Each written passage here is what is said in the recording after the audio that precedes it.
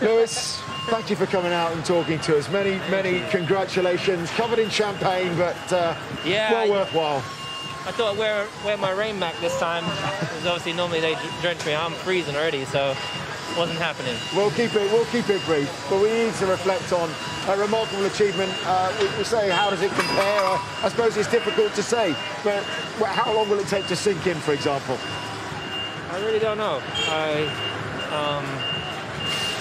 You know, this whole circus, you know, you come out from the car and not really had a lot of time to really think about it, but it felt like an amazing race.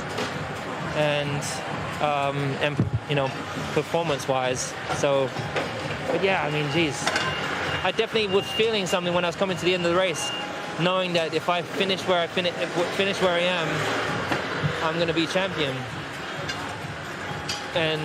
But really grasping what that really means is going to take, it's going to take some time, I think. Lewis, we're talking about your motivation. And I was saying, when you got out of the car, you still look pumped from, like when I saw you, Montreal 2007 from that first win. Yeah. It's been a year where we've seen you talk and look at issues outside of the sport. We've all had time to reflect. Is that a big part of the motivation for you? We heard you on the radio, you know, sending a message out to the kids to dream. I feel like even when we spoke at Silverstone earlier this year, that's a big part of you. The legacy is, I want to keep winning, to keep showing people, especially BAME communities and people like that, on how they can achieve success. Is that part of your motivation now?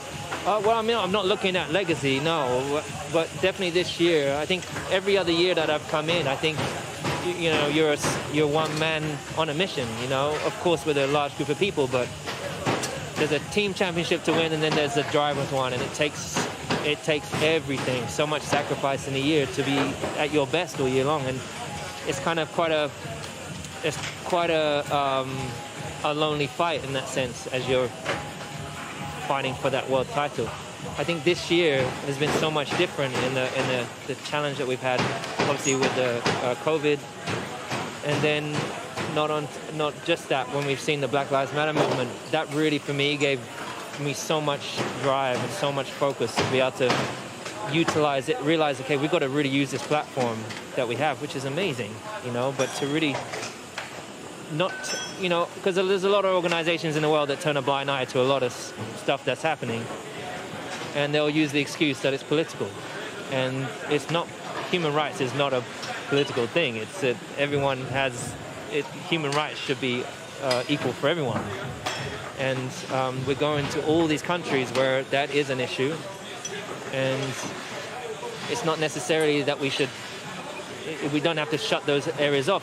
We have to figure out how we can engage more, how we can really utilize the platform to encourage and push for change. And that, I think that's what's been a real drive for me this year. And you're seeing that coming out in my driving, because I have now another fire burning. And whilst I've got this championship, there's still another big win out there, but it's going to take all of us coming together. Was it lockdown? Did lockdown give you a different perspective on life and driving, do you think, Lewis? It has been so tough, that's for sure. I think lockdown has not been not gonna lie, it's not been fun for nobody. But I would say for me, being in a bubble for this, in a championship, it's been horrible. I'm so lucky I've got Angela at Roscoe, you know, but I've not had anyone in my bubble this year. I've not really been around anybody, and not been out to dinner, not been socializing at all, and that's been a really big challenge. But then on the other side, I've been on a lot of Zoom calls with Formula One, with the team behind Formula One, with the FIA, with Jean, with Chase, with Ross, talking about what we can do as a sport to do more.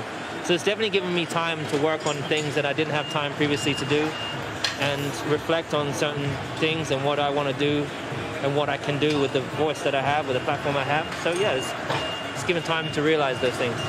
We were lucky we got Bono to come and join us on stage earlier and talk about it, because he's been a big part of this journey. And I was saying, just listening to the radio communication between you guys, there's a difference. You know, just listening as an outsider to 5 years ago, there's this calmness where even when you guys fall back, I saw it in Portimao, I saw it in Imola, see it here. Even if you're not leading at the first corner, there's a calmness where you know you'll come away, it can come back. Yeah. Do you feel that change in you and in your side of the team? Definitely, and I think there's a growing confidence that we have within each other, and trust that we have in each other. I think relationships take time to build naturally, and we've gone from strength to strength through such a tough time with Bono. We've gone through a real difficult time in his personal life last year, and you know, we're so grateful for our jobs. We're so grateful for our team, and the time that we get to work together. And we trust in each other. Like, I know he's the best guy for the job, and he knows that I'm the best guy for the job. But we have to communicate, and we're constantly working on that. And I think for me personally, I'm ever, you know, when people talk about confidence, it's not something I really use the word confidence too often. But you know, we often in life, we question ourselves, which is not a bad thing, but often when we have choices to make, you're umming and ahhing if it's which one's the right one, because you want to get the right one. But what I've discovered in myself, normally the first choice that I've made is usually the right one, or the idea that comes to mind, or decision that I'm going to make. Usually the first one that comes to mind is usually the right one, and you just go with it and believe in yourself and trust. And so that's what I do in the car today. Like, I trust in my instinct. I know more than ever what the car needs, what I need to do to get the guys to build, you know, when I do the debrief with them, I'm like, okay, today's great, but if we could go here, if you can build this for me, we'll go further. And they go away and they build that. We come back and we're quicker, and people wonder why we are doing what we do. So it's a pretty amazing machine that we have. Well oiled. Too right, it really is. A final one. You've been smashing all the records this year. You've matched Michael Schumacher's one. Just a last word to the fans that have supported you all throughout the world this year, from afar. Yeah, I think, well, everyone, I hope most importantly that wherever you are, you're staying positive. I know it's been the hardest year for everyone, and you're not alone. And I just really want to encourage you to stay positive. We're going to all get through this together.